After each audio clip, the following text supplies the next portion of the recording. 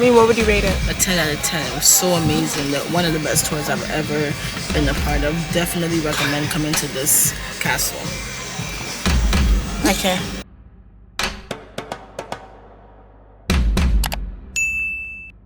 Good morning, world. I am in Ghana and it's currently 6 a.m. I woke up at 5 to get ready because we're going to the Amina Castle, and I'm so excited to take you guys along with me, and I'm gonna show you guys around.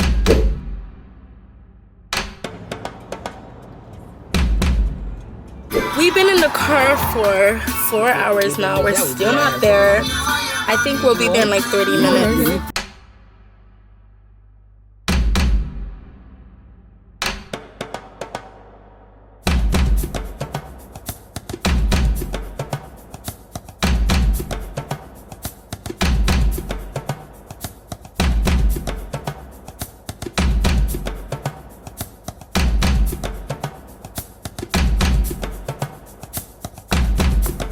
We are here.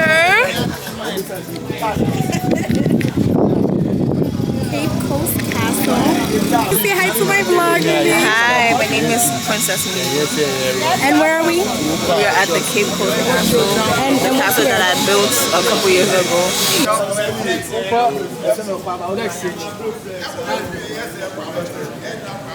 African warriors and fighter, Dr. Kwame Nkrumah. This is our president, our first president that got Ghana into independence, Dr. Kwame Nkrumah.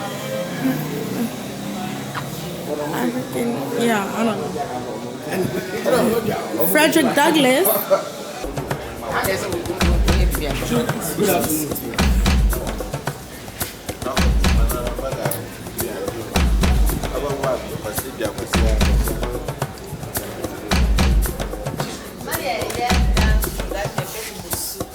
Of the slaves.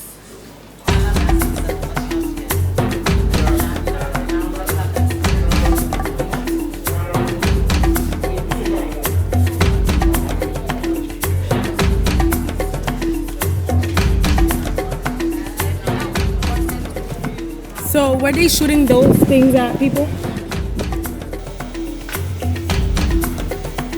Welcome to the history. Is this the tour?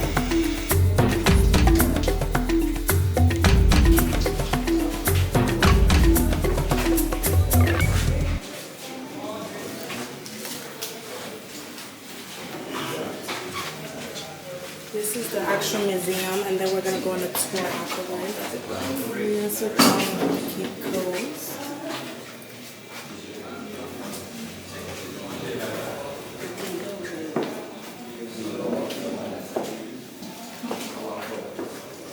These were the lots.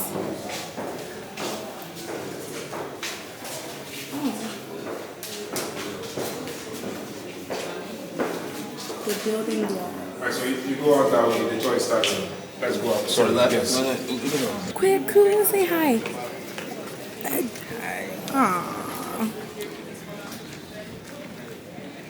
Important aspect is the lesson that we learn from this place.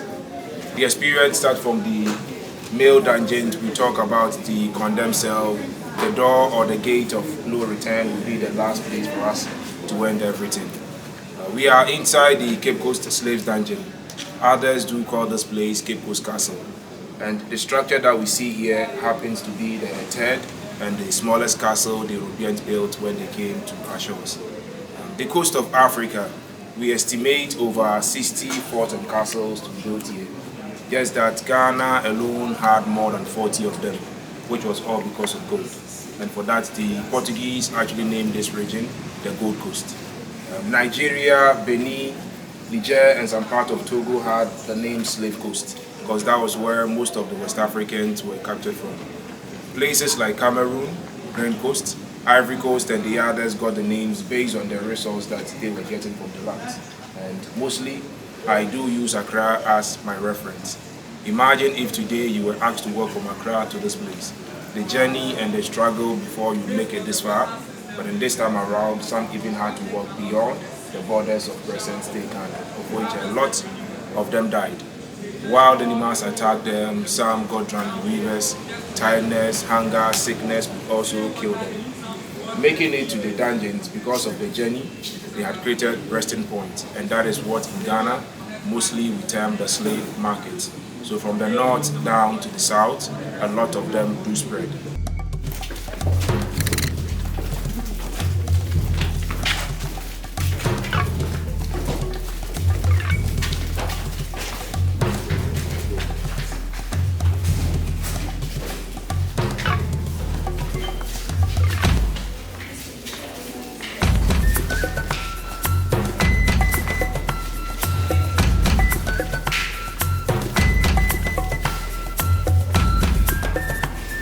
Coming to clean, but it was not something they were doing on a regular basis.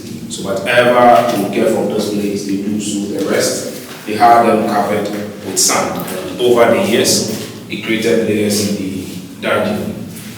1974, we had some group of archaeologists from the University of Ghana, led by the late Professor Okwanda and Professor Simmons, excavating this place. That was where they discovered bricks as the original floor of the dungeon. So they took samples of what they got from this place to their lab, got them tested, and the results that they had proved that the little portion they had left down here, everything we work on from the second to the last chamber happens to be the toilets, the vomits, the sweats, the blood, the food particles, so things that humans are to excrete and eject from their system.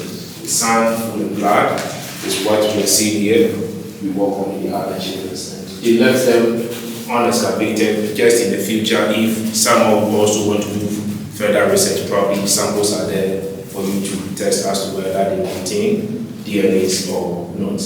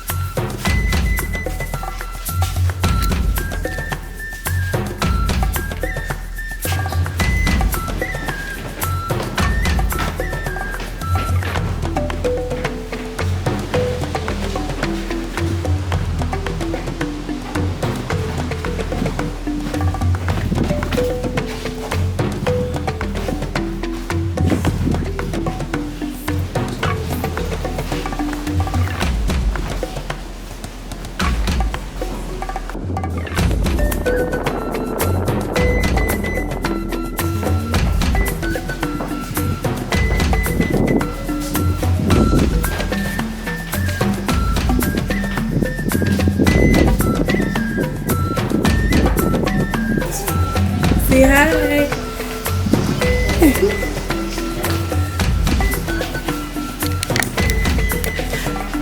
Beautiful paintings, hand-drawn paintings.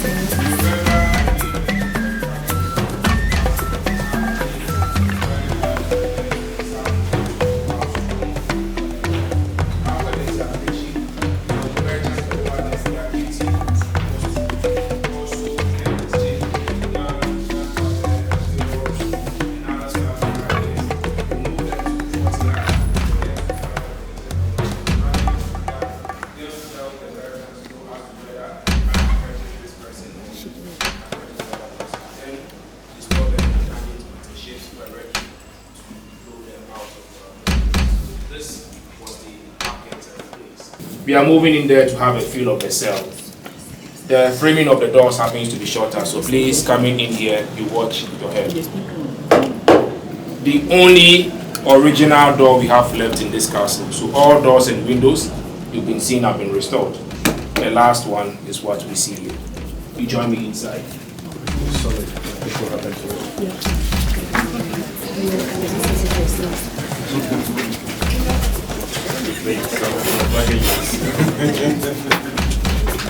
So how doesn't it like smell then? How do they get the smell out?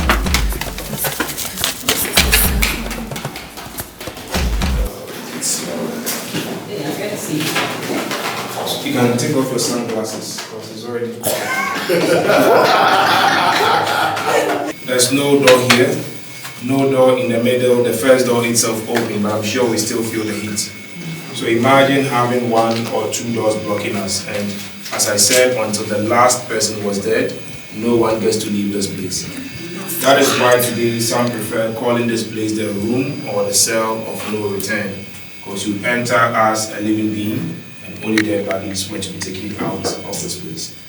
I wouldn't want anyone dying in here, so please, you watch your head to go outside. For some days, just to get a change of mind, so that next time they come back to pick you to the rape, you can build yourself. But then not all of them were willing to stay in that cell. For some, the dungeon itself was punishment enough for them. Imagine yourself as a female having been in that chamber for more than a week or a month without anything to clean yourself. The infections on others, so they had to avail themselves. They washed them and took them to bed. After being raped, they brought them back to the dungeons. Ships would delay and some would be seen pregnancy. Seeing them pregnant, they took them from the dungeons to take care of them so they give birth. After delivery, they made sure mothers and babies were fit for some months. There, they had them separated. Mothers were brought back for the next available motion to take them from this place. The babies were for them. These babies, they had nannies to take care of them. And nannies happens to be domestic females that they had here. There are two rooms here where for the females, they are dungeon. We estimate over 150 of them here, the same numbers there. The condition in the female dungeons were similar to what the males had. Defecating, urinating, sleeping and others. But in the West aspect, we all know females every month do menstruate. So imagine a female having stayed here for more than a month. If no officer moves in, as I said, they probably would have to keep their waist on them. Not all of them survive the infections and diseases. Some die. When you die, the body moves into the sea. The main reason for them adding females to the trade was for them to reproduce. So they probably get to multiply the numbers of the enslaved applicants once they are getting to the new world. So we have two chambers here. You can either have a look in there or that way. It's the same design. So once you're done with that, we talk about the law of no return. So break a look in any of the chambers.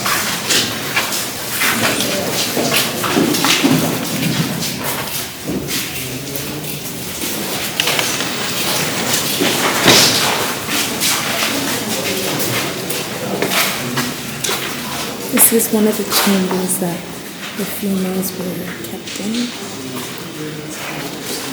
And this was the only source of light. So there was no light in here. These were the only cutouts. You can see it. Let me see if I can make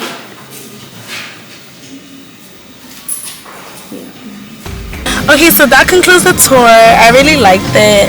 It was very informative. I'll rate it a 9 out of 10. It was just really long and it's hot here, so yeah. I mean, what would you rate it? A 10 out of 10. It was so amazing. One of the best tours I've ever been a part of. Definitely recommend coming to this castle. Okay. Yeah, so thank you for coming along with me. I hope you enjoyed. Bye.